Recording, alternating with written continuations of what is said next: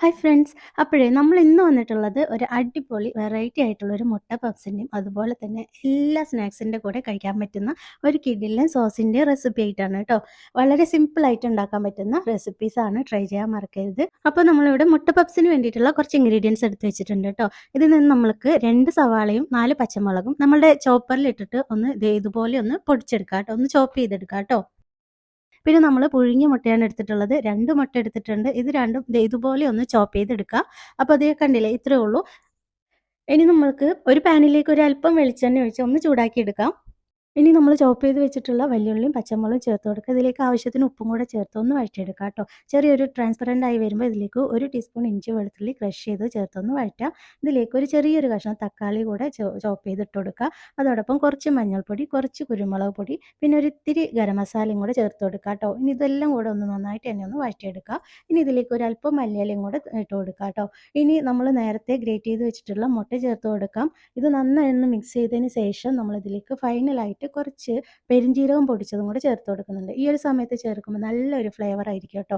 ഇത്രയേ ഉള്ളൂ, നമ്മുടെ ഫില്ലിങ് റെഡി. ഈ ഒരു ഫില്ലിങ് വെച്ച് നമുക്ക് ഒരുപാട് സ്നാക്സ് ഉണ്ടാക്കാം. അപ്പോൾ നമ്മൾ ഇന്ന് ഉണ്ടാക്കുന്നത് പപ്സാണ് കേട്ടോ. അപ്പം ഇപ്പോൾ എനിക്കൊരു നല്ലൊരു പണി കിട്ടിയിട്ടുണ്ടായിരുന്നു. നമ്മൾ പപ്സിൻ്റെ ഷീറ്റാണെന്ന് കരുതി മേടിച്ചതാണ്. പക്ഷേ പപ്സിൻ്റെ ഷീറ്റ് ആയിരുന്നില്ല, ഇത് ബ്ലോക്ക് ആയിരുന്നു കേട്ടോ, ശ്രദ്ധിക്കാതെ മേടിച്ചതാണ്. അപ്പോൾ നമുക്ക് വെറുതെ കളയാൻ പറ്റില്ലല്ലോ. ഞാനത് പരത്തി നല്ല സ്ക്വയറാക്കി എടുത്തിട്ട് 4ആയിട്ട് കട്ട് ചെയ്തെടുത്തിട്ടുണ്ട്. ഇനി നമ്മൾ റെഡിയാക്കി വെച്ചിട്ടുള്ള നമ്മുടെ ഫില്ലിങ് ഉണ്ടല്ലോ, അത് ഞാൻ ഇത് ഓരോന്നിലും വെച്ച് കൊടുക്കുന്നുണ്ട്.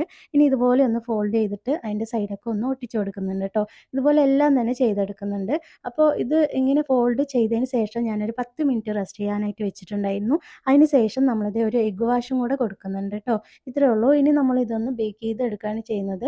അപ്പോൾ ഞാനിവിടെ OTGയിലാണ് ബേക്ക് ചെയ്യുന്നത്. 180 ഡിഗ്രിയിൽ ഒരു 20 മിനിറ്റോളം നമ്മൾ ബേക്ക് ചെയ്തെടുത്ത നല്ലൊരു അടിപൊളി മുട്ട പപ്സ് ഇവിടെ റെഡി ആയിട്ടുണ്ട് കേട്ടോ. അപ്പോൾ ഇനി നമുക്ക് നമ്മുടെ ആ ഒരു സ്പെഷ്യൽ സോസ് എങ്ങനെ റെഡിയാക്കുന്നതെന്ന് നമുക്ക് പെട്ടെന്ന് തന്നെ നോക്കാം കേട്ടോ. ഈ ഒരു സോസ് നമുക്ക് എല്ലാ സ്നാക്സിനും കൂടെയും ഉപയോഗിക്കാം കേട്ടോ. അതുപോലെ തന്നെ ഇഡ്ഡലിയുടെ കൂടെ വരെ ഞാനിത് യൂസ് ചെയ്തിട്ടുണ്ട്. അടിപൊളി ടേസ്റ്റാണ് കേട്ടോ. അപ്പോൾ ഈ ഒരു സോസ് ആണെങ്കിൽ ഇവിടെ നോമ്പ് കാലത്താണ്, നോമ്പ് സമയത്താണ് ഞാൻ സ്ഥിരമായിട്ട് ഉണ്ടാക്കി വെക്കാറുള്ളത് കേട്ടോ. കുട്ടികൾക്കൊക്കെ ഒരുപാട് ഇഷ്ടമാണ്. അതുകൊണ്ട് തന്നെ എല്ലാ നോമ്പിനും ഈ ഒരു സോസ് ഉണ്ടാവും കേട്ടോ. അപ്പോൾ നമുക്ക് പെട്ടെന്ന് തന്നെ റെസിപ്പിയിലേക്ക് പോകാം. അപ്പോൾ ഞാനിവിടെ ഒരു അത്യാവശ്യം വലിപ്പമുള്ള ഒരു 5 അല്ലി വെളുത്തുള്ളി എടുത്തിട്ടുണ്ട്. പിന്നെ മീഡിയം സൈസിനേക്കാളും ഇത്തിരി ചെറിയതായിട്ടുള്ള 2 സവാള എടുത്തിട്ടുണ്ട്. പിന്നെ 3 ടേബിൾ സ്പൂണ് ഫുള്ളായിട്ട് ക്രഷ്ഡ് ചില്ലിയാണ് നമ്മൾ എടുത്തിട്ടുള്ളത്. ഇത് ഒരു 10 മിനിറ്റ് സോക്ക് ചെയ്തതാണ് കേട്ടോ. അപ്പോൾ നമ്മുടെ ഈ ഒരു സോസ് നമുക്ക് കുക്ക് ചെയ്യേണ്ട ആവശ്യമില്ല കേട്ടോ. മിക്സിയിൽ അരച്ചെടുക്കുക മാത്രം ചെയ്താൽ മതി. ഒരാഴ്ച വരെ കേടുകൂടാതെ നമുക്ക് ഫ്രിഡ്ജിലൊക്കെ വെച്ചിട്ട് ഉപയോഗിക്കാം കേട്ടോ. അപ്പോൾ ഞാനിത് ഇവിടെ ഒരു മിക്സിയുടെ ജാറിലേക്ക് നമ്മൾ എടുത്തു വെച്ചിട്ടുള്ള വെളുത്തുള്ളിയും അതുപോലെ തന്നെ സവാളയും നമ്മൾ ചേർത്ത് കൊടുക്കുന്നുണ്ട്. സവാള ചേർക്കുമ്പോൾ ഒന്ന് റഫായി കട്ട് ചെയ്ത് ചേർത്ത് കൊടുക്കുക കേട്ടോ. അരയ്ക്കാൻ ഈസി ആയിട്ട് കിട്ടാൻ വേണ്ടിയിട്ടാണ് കേട്ടോ. ഇനി ഇതിലേക്ക് നമ്മൾ സോക്ക് ചെയ്ത് വെച്ചിട്ടുള്ള ക്രഷ്ഡ് ചില്ലിയും കൂടെ ചേർത്ത് കൊടുക്കുന്നുണ്ട്. ഇനി നമ്മൾക്ക് ഇതിലേക്ക് ചേർക്കുന്നത് വിനിഗറാണ്, വൈറ്റ് വിനിഗർ. അതൊരു 2 ടേബിൾ സ്പൂണോളം ചേർത്ത് കൊടുക്കുക കേട്ടോ. അപ്പോൾ നമ്മൾ വൈറ്റ് വിനിഗർ ചേർത്ത് കൊടുത്തു. അതോടൊപ്പം തന്നെ നമുക്ക് കുറച്ച് സോയ സോസും കൂടെ ചേർത്ത് കൊടുക്കണം. അപ്പോൾ ഞാനിവിടെ ഒരു 2 ടേബിൾ സ്പൂൺ അളവിന് സോയ സോസും കൂടെ ചേർത്ത് കൊടുക്കുന്നുണ്ട് കേട്ടോ. അപ്പോഴേ നമ്മൾ ഇനി ചേർക്കാൻ പോകുന്ന 2 ഇൻഗ്രീഡിയൻസ് ഓപ്ഷണലാണ് കേട്ടോ. നമുക്ക് ആവശ്യമെങ്കിൽ മാത്രം ചേർത്ത് കൊടുക്കുക. ഇവിടെ കുട്ടികൾക്ക് ഭയങ്കര ഇഷ്ടമാണ് ഈ ഒരു കെച്ചപ്പ് ചേർക്കുന്നത്. അതുകൊണ്ട് തന്നെ ഞാനിവിടെ 2 സാഷനിൽ ടൊമാറ്റോ കെച്ചപ്പ് എടുത്തിട്ടുണ്ട്. ഇത് രണ്ടും നമ്മൾ ചേർത്ത് കൊടുക്കുന്നുണ്ട് കേട്ടോ. ഇനി അടുത്തതായിട്ട് മയണൈസാണ്. ഇതും ഓപ്ഷണലാണ്. ഇത് ചേർക്കുകയാണെങ്കിൽ ആ ഒരു എരിവൊക്കെ ഒന്ന് കൺട്രോൾ ആവും. അതുപോലെ തന്നെ നല്ല ടേസ്റ്റുമാണ് കേട്ടോ. അപ്പോൾ മയണൈസ് ഉണ്ടെങ്കിൽ ചേർക്കുക, കിട്ടിയെങ്കിൽ ചേർത്ത് ഉണ്ടാക്കുക കേട്ടോ. അപ്പോൾ ഒരു 3 ടേബിൾ സ്പൂൺ മയണൈസ് ചേർത്തിട്ടുണ്ട്. 1 ടീസ്പൂൺ ഉപ്പും കൂടെ ചേർത്തിട്ടുണ്ട്. ഉപ്പ് ആവശ്യത്തിന് നോക്കി ചേർക്കുക. മയണൈസിൽ ഉപ്പുള്ളത് കൊണ്ടാണ് ഞാൻ 1 ടീസ്പൂൺ ചേർത്തിട്ടുള്ളത്.